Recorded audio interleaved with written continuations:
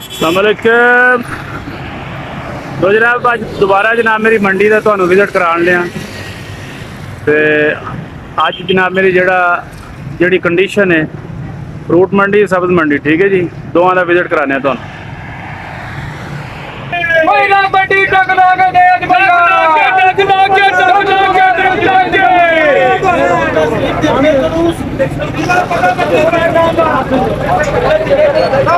माशाअल्लाह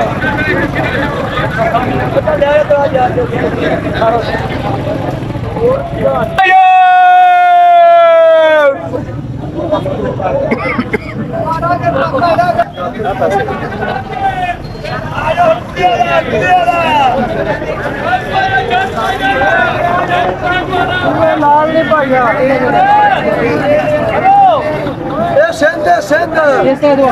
लिखा बड़ा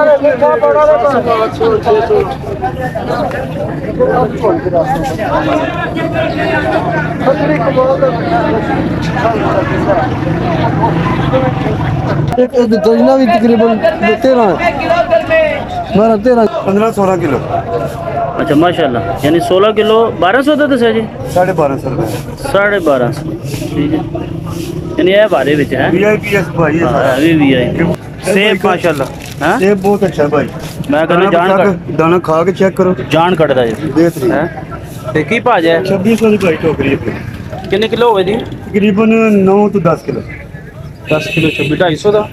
हाँ इतों तक पै जाएगा जड़ा ना, वैसे जड़ा ना 350 तो 400 रुपए किलो। आप बता दे ए थोड़ा खस्ता जड़ा दिन रहा लो। अच्छा सारे एक ही चीज है। काला कलू है भाई, एदा जाके रंग जड़ा ना हां तेज है ते ओदा रंग जड़ा ना 450 दी 5 किलो या 5.5 किलो है। 5 किलो भी है, 5.5 भी है, 5.5 भी कई आंदे हैं, मुफ्त भी बदल होंदे भाजी 450 दी। 450। लो जनाब तो कणक का भी नाल विजिट करा छड़िए ताकि मंडी आए हैं। कणक फुल जनाब मेरी माशाअल्लाह जोबन में और पक्की है, बल्कि अज कल इनू कट लीए। वो अगे जनाब मेरी थोड़ा जहा कट्टी भी है, लेकिन बारिशां जड़ियां ना उन्हां दी वजह नाल बड़े ही जिमीदार परेशान है, ठीक है। कि भाई सुबह कटदा बेचारा तो शाम तक, शाम नू कटदा तो सवेरे, कोई ना कोई मौसम जड़ा ना साथ नहीं दे रहे। लो दोबारा असीं मंडी टुर चले हैं।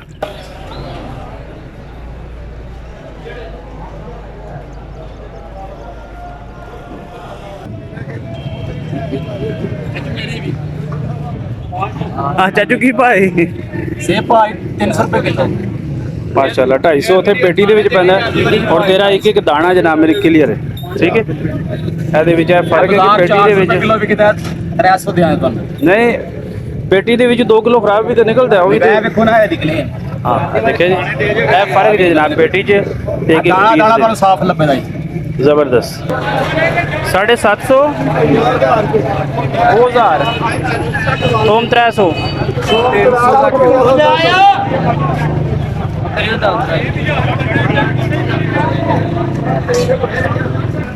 आलू माशाल्लाह तेरा बड़ा ज़बरदस्त है। 600 की धड़ी क्या है पेप्सी 400 है 600 है 100 रुपये किलो।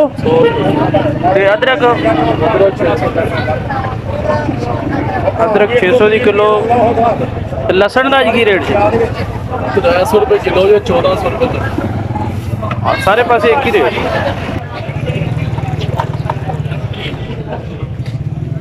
प्याज का इन्ना जोर है, उसके बावजूद इन्ना महंगा।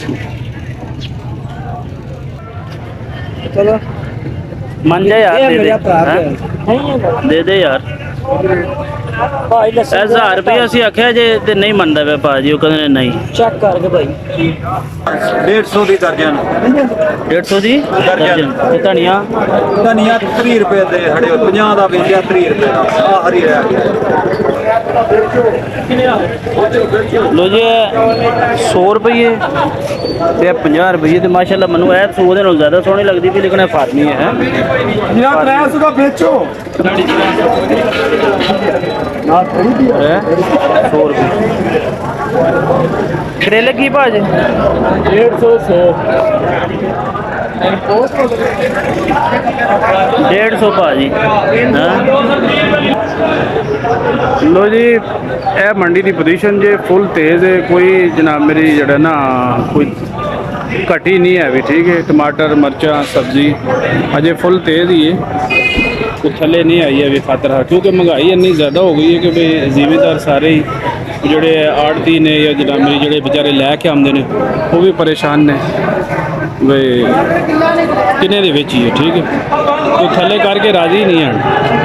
ਉਹ ਕਹਿੰਦੇ ਨੇ ਅਗਰ ਅਸੀਂ ਥੱਲੇ ਕਰੀਏ ਤੇ ਫਿਰ ਸਾਡੇ ਜਿਹੜਾ ਖਰਚਾ ਹੈ ਉਹ ਹੀ ਨਹੀਂ ਪੂਰਾ ਹੁੰਦਾ। ਇੱਕ ਬੰਦੇ ਨੂੰ ਪੁੱਛਿਆ, ਉਹ ਕਹਿੰਦਾ ਜੀ ਖਰਚਾ ਹੀ ਪੂਰਾ ਨਹੀਂ ਹੁੰਦਾ ਵੀ ਜਿਹੜਾ ਸਬਜ਼ੀਆਂ ਦੇ ਉੱਤੇ 6-6 ਮਹੀਨੇ ਇੰਤਜ਼ਾਰ ਕਰੀਏ ਤੇ ਉਹ ਇੰਨਾ ਖਰਚਾ ਆ ਜਾਂਦਾ ਜ਼ਿਮੀਂਦਾਰ ਦਾ ਕਿ ਆਖਰ ਜਾ ਕੇ ਇੱਥੇ ਆਣ ਕੇ ਕਈ ਵਾਰੀ ਜਿਹੜਾ ਨਾ ਬੜੇ ਘਾਟੇ ਪੈਂਦੇ। ਤੋ ਸਾਡੇ ਇਸ ਚੈਨਲ ਨੂੰ ਸਬਸਕ੍ਰਾਈਬ ਕਰੋ, ਫਾਲੋ ਕਰੋ, ਅੱਗੇ ਸ਼ੇਅਰ ਕਰਿਓ ਤਾਂ ਕਿ ਜਨਾਬ ਮੇਰੀ ਅਸੀਂ ਦੁਬਾਰਾ ਫਿਰ ਵੀਡੀਓ ਤੁਹਾਡੇ ਵਾਸਤੇ ਇਸ ਕਿਸਮ ਦੀ ਬਣਾਈਏ ਔਰ ਹਰ ਕਿਸਮ ਦਾ ਵਿਜ਼ਿਟ ਤੁਹਾਨੂੰ ਕਰਾਈਏ। ਠੀਕ ਹੈ ਜੀ, ਅੱਲਾ ਦੇ ਹਵਾਲੇ।